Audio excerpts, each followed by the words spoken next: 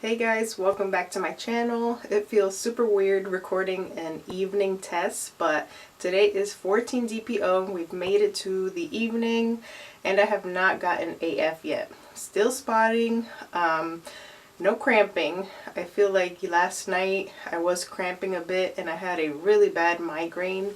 I had the headache like all day long. In the morning I woke up with it. I took medicine, it kind of went away, but it came back throughout the day, and then by nighttime it was back. I ended up taking some more medicine and woke up with the same headache this morning. And then eventually I didn't take any more medicine, it just kind of dwindled away by itself. And I'm still expecting AF. Usually I do get a headache before AF completely drops, but the headache has went away and I'm still continuing to spot. But no AF cramping, no other symptoms that AF is coming besides the spotting. So I thought I'd do the evening test for today. I'll take a first response. I took one yesterday in the morning and it was completely negative, but never know. We'll take one today and see, and then from there just continue to wait. Maybe I'll get AF at some point tomorrow, or maybe we'll see the start of something on one of the first response that I'm taking. Let's go ahead and dip the test and find out. Alright, I got my first response and it's super cold here in Maine. If you guys did not know, we moved to Maine not too long ago.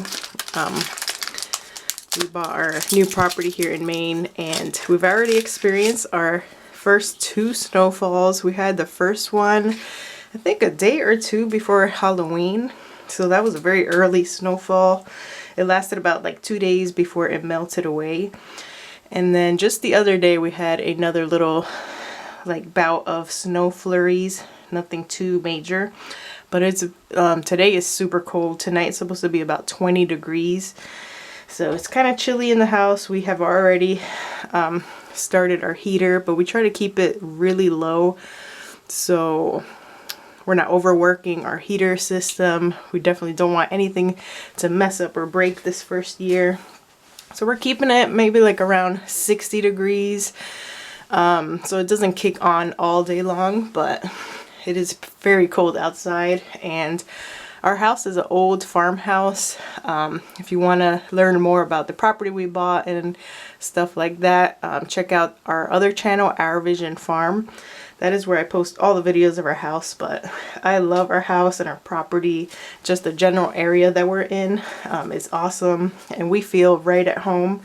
I truly feel like this is our forever home, so I'm very grateful and excited to be here, and just getting used to all the seasonal changes, being able to experience fall time and now winter time. It's so cool to finally live in a state where we can experience that.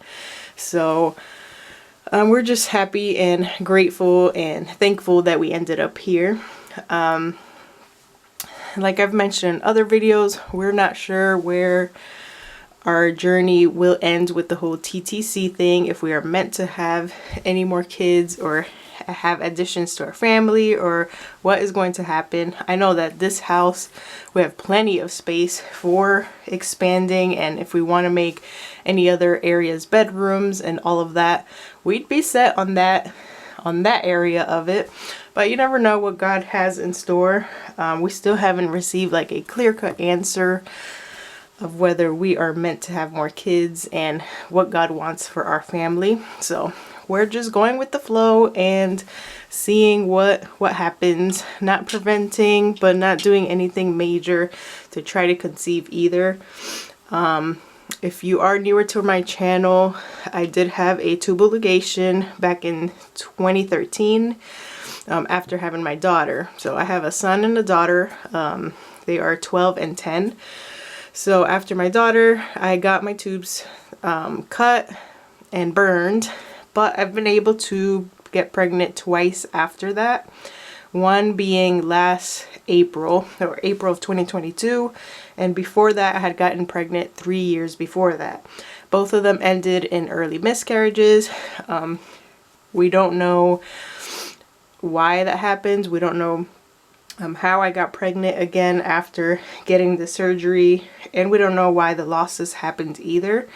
So right now we're just testing pretty much every month just to see and be able to catch if I do ever get pregnant again really early on, so I can get seen by a doctor as soon as possible and they can check me and make sure the baby's in the right location, because people who've had tubal ligations are at risk for an ectopic pregnancy, so that is always a danger and you really have to get checked out as soon as possible.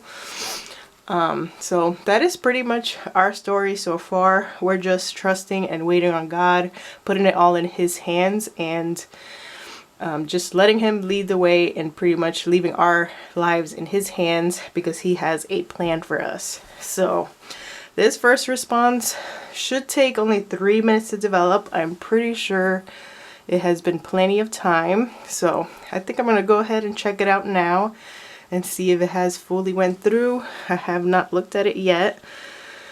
So see if we see anything today for 14 DPO in the evening.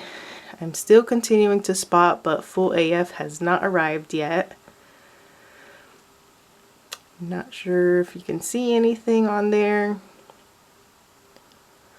I'll take a closer look too, but from here, from this position on the camera, I am not seeing a second line. And I forgot to look at this test before I dipped it. I like to look at them just to make sure that there's no like indent line or anything weird going on, because sometimes they'll have like an indent line before you even dip it. So I forgot to check that out, but here's the top view of it. The lighting is not good in the bathroom right now since it is dark outside. Just pretty much working with the light in the bathroom. I feel like I am seeing a little something there, but I want to say that it's just the indent line, and I don't know if that might be the start of something, and if you can even see.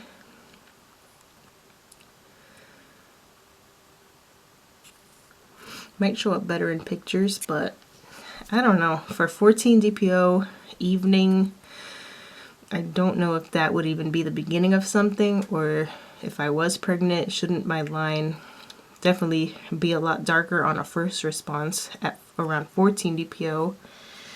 I am pretty sure of when I ovulated. I felt all the symptoms and the cramping and the egg white cervical mucus prior to it, so I'm pretty sure of my ovulation date just based on symptoms. So I'm pretty sure I am 14 DPO.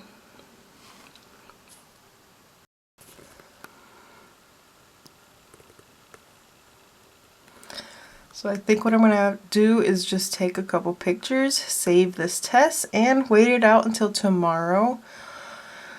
If this was maybe the very beginning of a line, then I still have another first response for tomorrow, which would be a 15 DPO morning test. So I could definitely come back tomorrow and take that last first response that I have in that box.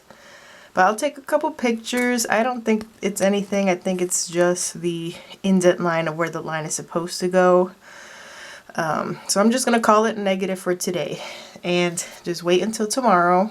And I think we'll have a clear answer tomorrow if we see anything on tomorrow's test. Then I'll definitely go out and buy some more tests to just continue.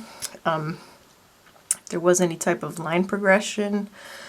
But never know, AF could just fully arrive at some point tonight or by tomorrow. I usually get AF 14 to 15 DPO. Sometimes I get it early around 13 DPO. So, and this month I started spotting at 9 DPO. I've mentioned it in the past videos. Just unexplained spotting, not sure what's going on. I think I suffer from low progesterone. So next cycle I was already planning on using the progesterone cream just over the counter. So to help out regulate my cycles and lengthen my luteal phase a little bit so I don't start spotting so early from 9 DPO. Anyway, I don't know if you can see anything at all on here. At first glance, I would definitely think it's negative. But for some reason, I keep seeing something there. I'll take a couple pictures, attach them, and definitely will keep you updated on what ends up happening for this month. So thanks for joining me today for this evening test. And I will see you guys hopefully tomorrow. Maybe we will not get AF, and my test tomorrow might show something. But if I do end up getting AF, I'll definitely update you on that. So thanks again for watching. I'll see you guys back tomorrow.